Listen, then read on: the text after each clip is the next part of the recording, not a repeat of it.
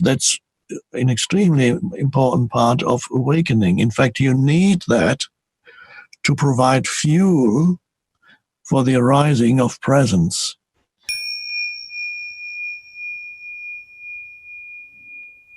Our listener writes, how can we stay present and in touch with consciousness on days when we feel depressed and lack motivation?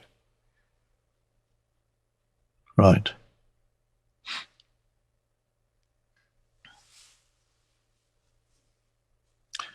When sometimes that is in quite a few people associated with periods of low physical energy, because energy fluctuates, and so from occasionally you may experience low levels of physical energy, and this can affect the mind too.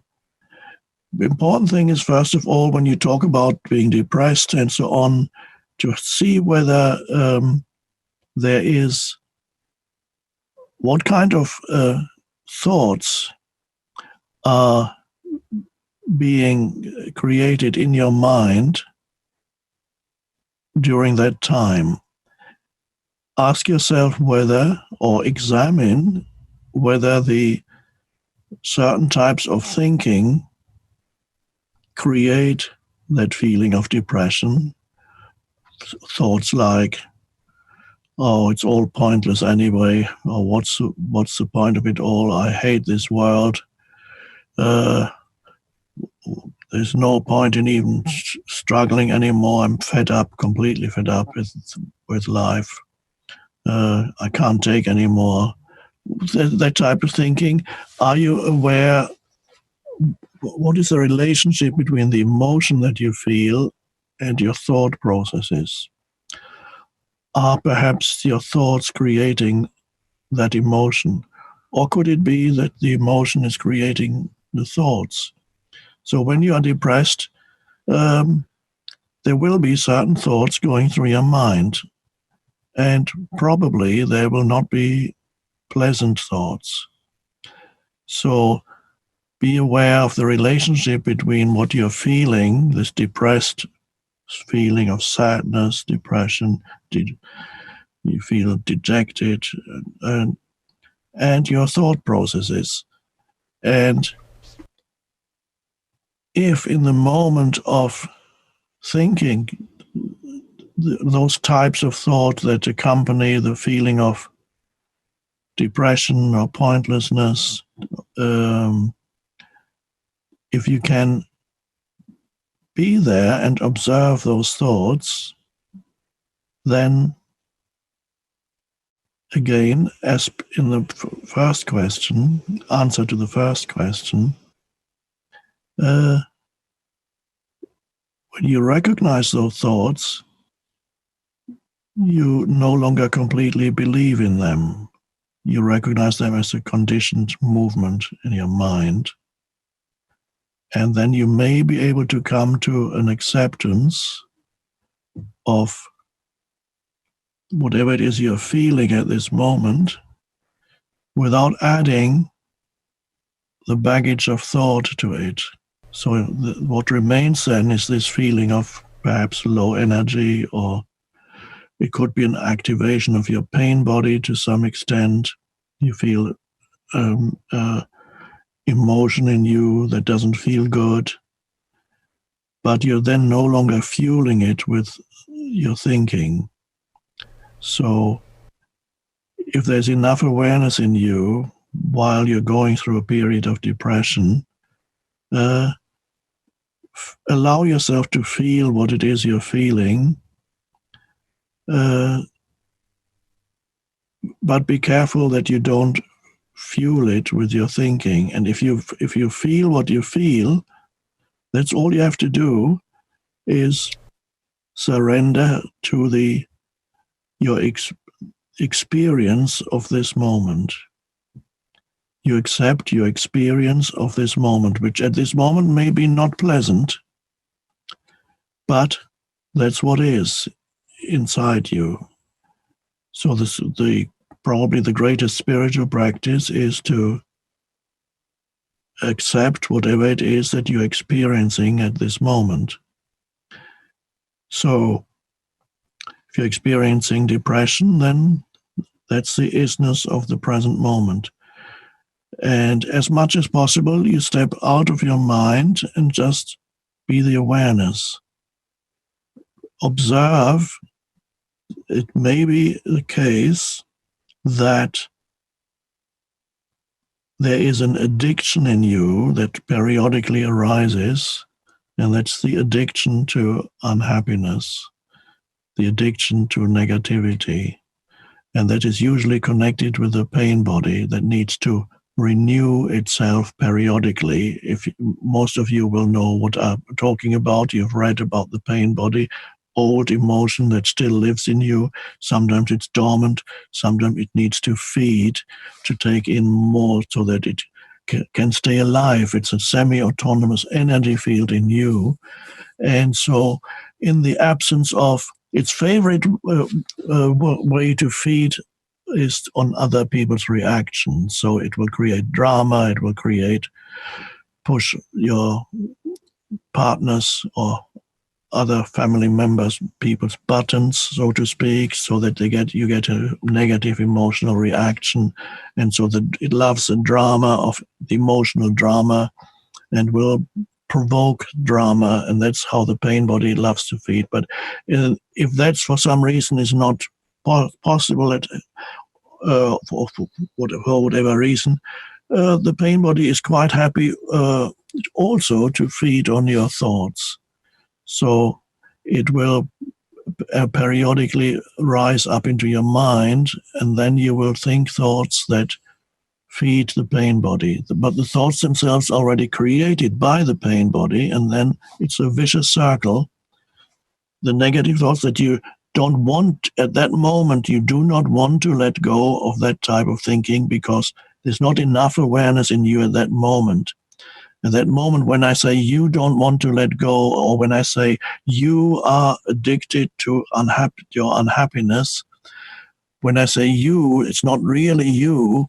It's the mind pattern with which you are at that moment completely identified, and that's why I call it you. So in that moment, it is you. So there are many, many people who are addicted to their unhappy states, the unhappiness in them. And if some people have it almost continuously, but most people have periods when this happens and then it subsides, and that's the typical way in which the pain body arises from its dormant state, feeds on several hours or even days of deep negative thinking, and then subsides, and then for a while you're free again. So addiction to unhappiness, this is one way of speaking about it. Be careful to see whether you can detect in yourself when in the moment of it happening, you're almost you're indulging in this feeling of, could be self-pity or condemnation of life or others or whatever it is. You love it. You love that you love that those feelings and those thoughts, and you don't want to get out. If somebody at that moment said to you to come out of it, you say, "Oh, shut up! I don't want to hear." So, now, some people have them so strongly that the addiction to unhappiness has become part of their conditioned personality. So they are part of their identity is a very unhappy sense of self. And if that is a terrible place to be in, but again, the only way that you can transcend that and escape from that prison is to be aware when it happens. So a good question, therefore, is, am I enjoying my unhappiness in some weird way do I love my unhappiness? And if I love my unhappiness, who is that I that loves unhappiness? It must be a weird and crazy I that loves unhappiness. So maybe that's not really me. Maybe it's just an unhappy self in me that loves. Well, I know that I had that very strongly for many years in my 20s. So you have to be really alert and see whether you enjoy your unhappiness. And once you notice it, you say, oh, wow, I'm really enjoying this. In the moment of noticing it, you've made it conscious. And then it's very likely that you cannot go on very much longer enjoying it, because this can only continue when you're unconscious. It needs your unconsciousness. This false self, it's an aspect of the false self that is the ego. It needs your unconsciousness to continue to survive.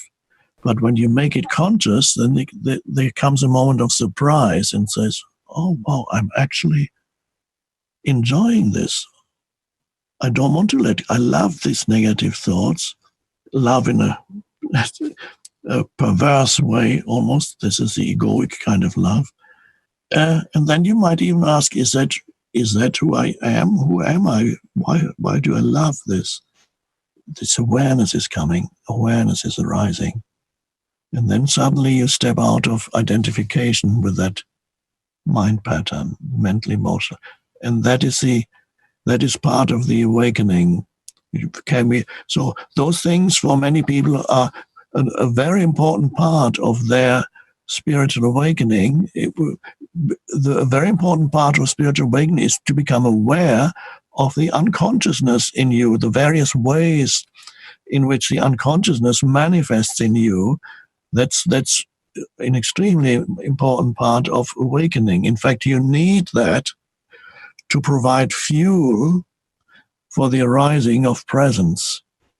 The dysfunctional states, the dysfunctional mental emotional states, the negative mental emotional states, the mental emotional states that create so much suffering, ultimately they provide not only motivation for awakening, they also provide the fuel for awakening.